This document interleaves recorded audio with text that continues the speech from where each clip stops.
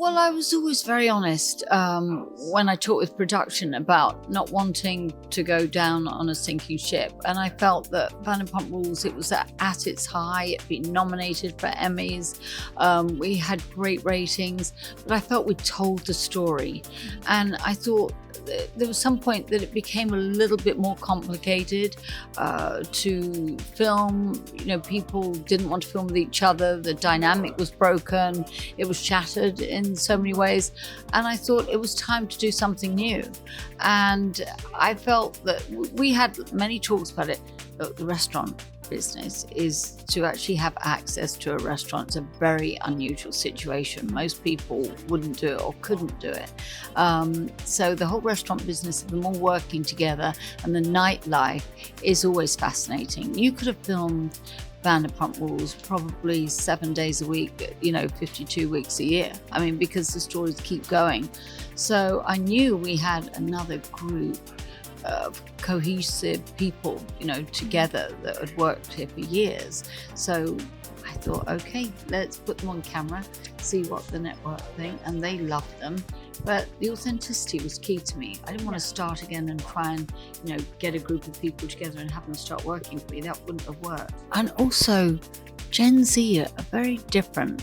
They're very outspoken. They want to get their opinion out. They're very forthright. Yeah. And I think that social media wasn't around when we first started Vanderpump Rules. We'd only just kind of heard of Twitter.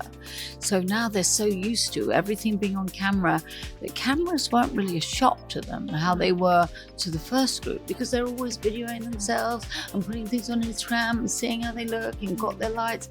I mean, these people, some of them, these young Gen Z, not just here, they walk around with their own ring lights and things, ready to look their best and to get their opinion out there. And it's like, whoa. So that's changed very much through the last, 13 years. So yeah, that was surprising to me that they were so relaxed in front of cameras. Also, they were available emotionally to share the vulnerabilities. There's some very interesting personal stories here. One thing right now, I like all of them very much. And I said to them, you know what, in a year's time, you're all going to be a pain in my ass, because that's the way I know the show's a success. I said, right now, you're perfect. They're lovely, they're excited, they're hungry, they're working here. I don't really want to do a show that kind of branches off.